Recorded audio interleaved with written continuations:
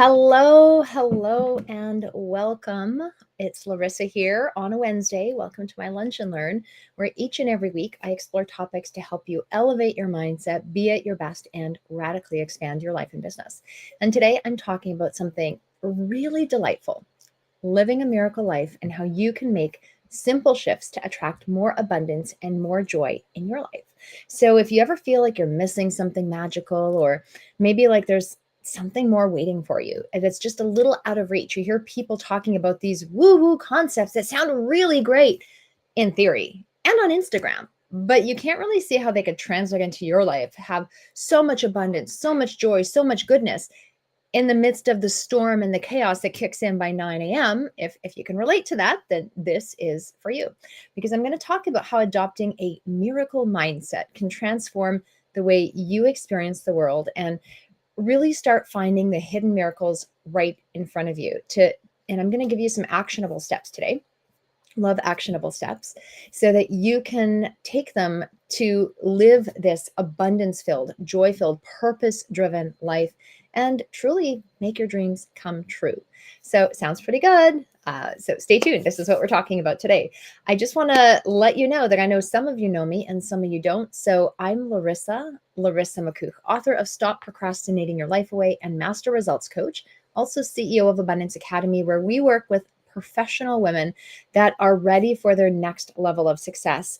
We help them connect to who they are at a deeper level so they could bridge their gap between dreaming and doing and radically expand their lives and businesses. So would love to know where you're tuning in from. I am pre-recording this session today just because I have another commitment at the time of this live recording, but I want to know you were here. So please let me know you were here by typing in, I'm here in the chat. Hello. If it's your first time for being here, type in first time in the chat. I just want to thank you for tuning in to this recording and being present. Now, there is a quote by Albert Einstein that when I heard the very first time, I felt just this instant energy, this instant lightness go all over my body. And all of a sudden, problems I seemed to have no longer mattered. It's almost like everything was just okay. And it was literally from before to after the quote. It was that fast. Now, this magical quote is, there are only two ways to live your life. One as though nothing is a miracle, and the other as though everything is a miracle. Sounds simple. It was profound. And I couldn't argue with it, despite wanting to in that moment, because he was right. And it really put the ball in my court to make that choice, because it seemed so ridiculous to just live life like nothing was a miracle. I'm like, I can't go to that extreme. So if I can't go to that extreme, I might as well start looking for the miracles in front of me. And I was absolutely amazed and astounded at what I found. So when you look at the definition of a miracle is this surprising and welcome, extraordinary event that takes place. And it's a sign that some kind of supernatural power of God is happening. Maybe it's a deity or something above and beyond your level of comprehension, an unusual event or accomplishment. And these unusual events bring very welcome consequences. So we want to have more extraordinary, unexpected and welcome consequences show up in our lives, because when they do, we start to feel better. We start to really integrate into the best of who we are and what we're truly representing in our lives. So when it comes to abundance, the word abundance, it's a very large quantity of something. It's to have more than you need. It's the total opposite of scarcity. And I think there's so much scarcity in the world, but there's also a massive quantity of abundance. Depends on what you focus on. And I want to talk about the word joy. And perhaps we'll do a whole other segment on emotions. But one of my favorite definitions of joy comes from this book that was open on my desk, Atlas of the Heart by Brene Brown. And she has a whole segment. She really dissects various emotions. And when it comes to joy, happiness is this like longer lasting emotion or experience that has a little more of an external effect. Okay. It's a result of some kind of effort that you put out. It's a little lower in intensity and it's like a consistent drip. But joy, on the other hand, is this sudden, unexpected, short lasting, and high intensity emotion. It is characterized by a connection with others or God or nature or the universe. It's like you're connecting to something or someone higher or bigger than you. It truly expands our thinking and our attention and fills us with this freedom and abandon. It's almost like, oh, this is like the best thing in the world. You sigh and you just feel so good. You look up with rose-colored glasses because joy is something that comes from within. It expands our thinking and our attention. And she thinks of joy as the good mood of the soul. It causes us to push the boundaries of our ability and communicate our life experience through spoken language. And joy in and of itself is this abundant word. And so there's a researcher, Matthew Kwan Johnson, and he suggests that cultures that actually have more words to describe the emotion of joy experience joy more richly. And that's a very cool thing because when you experience joy, you're not losing yourself, you're becoming more of yourself. And when you experience joy more richly because of the different language or the greater level of understanding of the flavors of what it is, that is so powerful because I think this really reminds us that faith based in understanding, anything based in understanding, gives us more power and more flexibility to truly move forward. So I think the more we start to really understand the things in our world, the things that are in front of us, around us, within us, outside of us, the more empowered we can be in our worlds. And when you're talking about having miracles in your life, the more you start to understand miracles and the things that relate to them, the more exciting they get, the more joy-filled moments you're going to set yourself up for, the more abundance you will truly attract in your life. And that's a really, really, really good thing.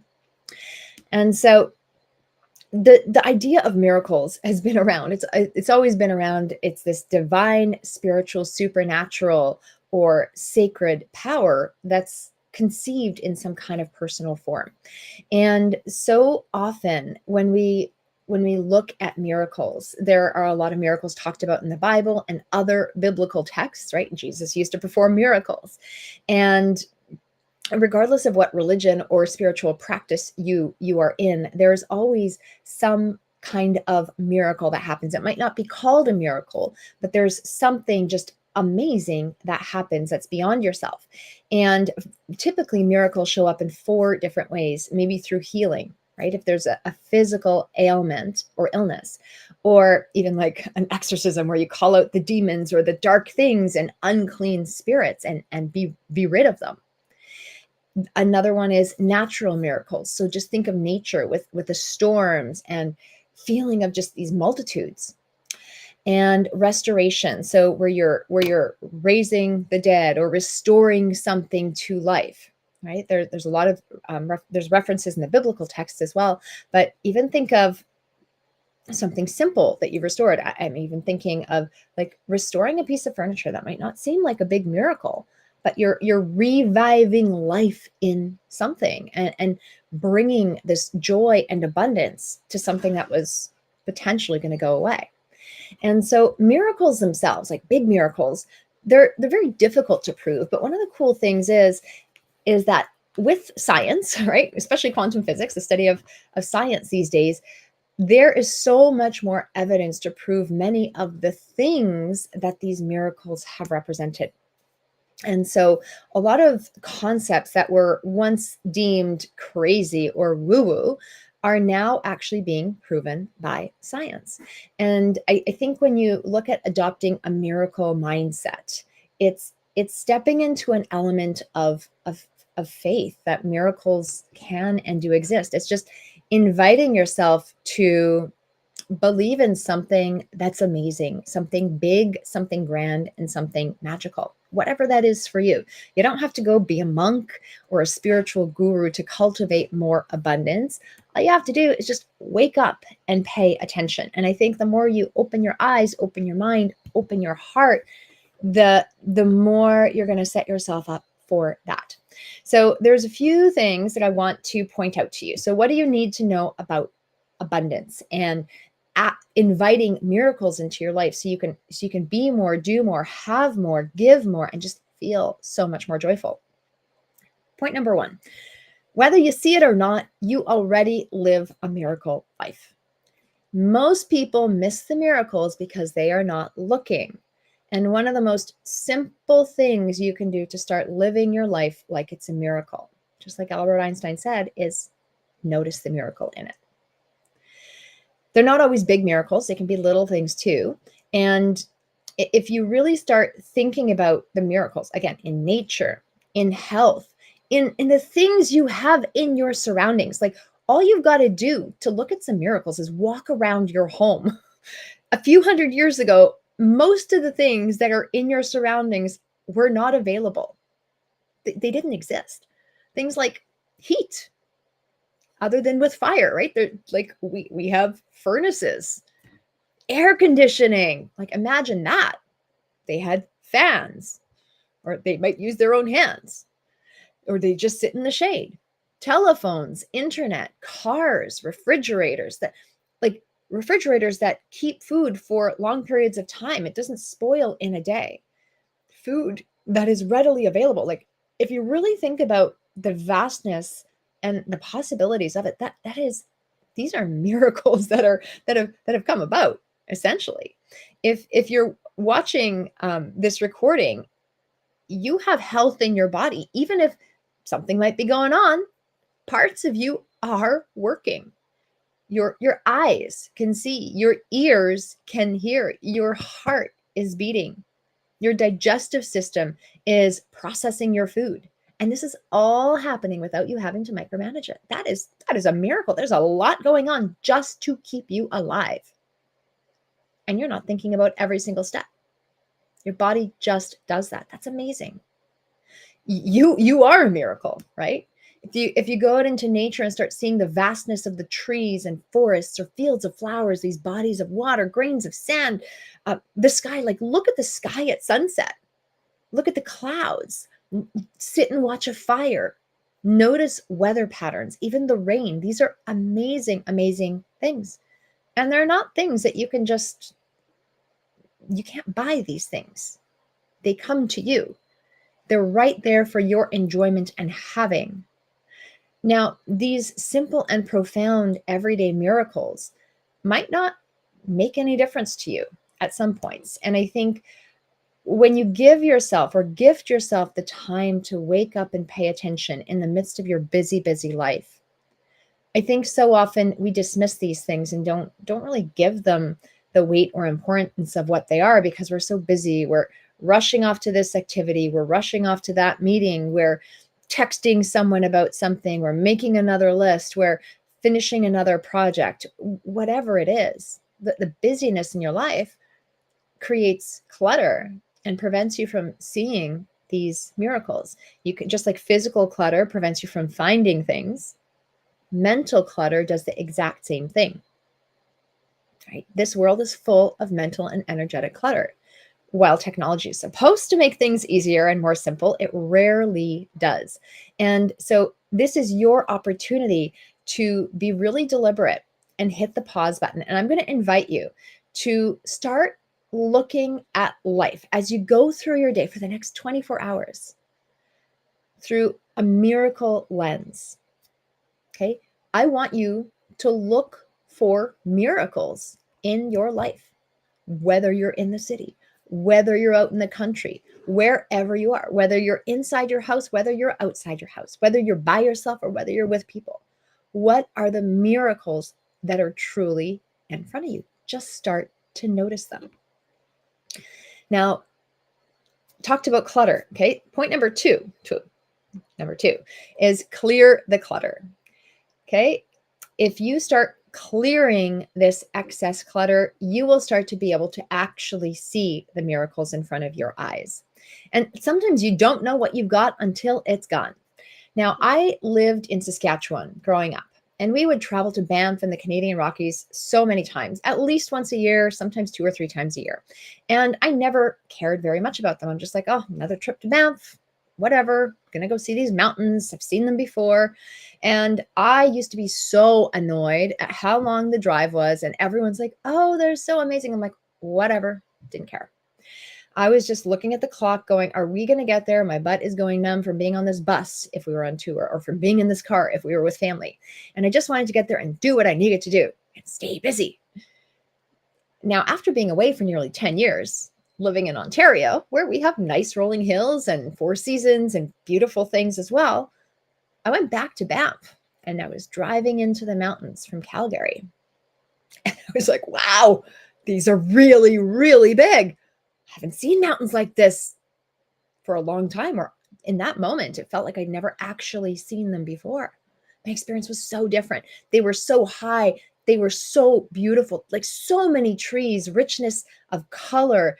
There was just this vastness of nature I was embedded in, and I was just soaking it all in. The nature had always been there. It didn't just show up while I was away. I just didn't notice it. And when I finally gave myself the grace and space to notice it, it was just amazing. It was this beautiful, blessed experience. So if you've got too much on the go, perhaps cancel a few appointments on your calendar. Give yourself some space to just be. If you're spending time with people who drain you and focus on the bad, maybe don't call them for a while or step away from them for a while. Spend less time with them. If you have physical clutter in your house or car, go clean it up so you can see the things that bring you joy. If you do a lot of something and maybe you start to resent it, kind of like these trips to Banff, I'm like, oh, whatever. Stop the activity for a while, come back to it later, and notice what drew you to it in the first place. Stop scrolling social media and getting into comparison mode for a few days, and just give yourself the grace and the space to notice the miracles. But cut a few things so you can actually notice them. So my invitation to you is to, again, clear the clutter. Clear that clutter and find one thing, two things, 5 things that are just really standing in your way. If you ask, what's in the way of me actually living a miracle life? You're going to know. Don't lie to yourself. Just admit it and minimize or eliminate it and see what happens. So next thing, everything is energy. Point number 3. Now, Albert Einstein, I love him. I love his quotes. He said, everything is energy. That's all there is to it. Match the frequency of what you desire and you can't help but get it. This is not philosophy. This is physics. And when it comes to a place of energy, where your attention goes through your mind, energy will flow and results will show. The law of perpetual transmutation of energy says energy doesn't disappear, it changes form from one form into another, just like an ice cube. So if you have a thought and you put energy or feeling behind it, it can turn into a thing. And so often what you think you want, if you're not feeling it, if you're not vibing it, you're probably not getting it, and you're focusing on what you don't want and you're getting more of that. Okay, so this is a really prime example of using your thoughts to turn things into things. And so wherever your energy and attention is going, that is what your experience is going to be. Just like the cultures that have more words for joy, their attention goes to joy and they experience joy more fully. And so this also ties into the law of vibration, because everything vibrates. To get to that high vibration or energetic frequency that's a match for what you want, again, that's another concept that's been thought to be woo-woo and has been proven by science.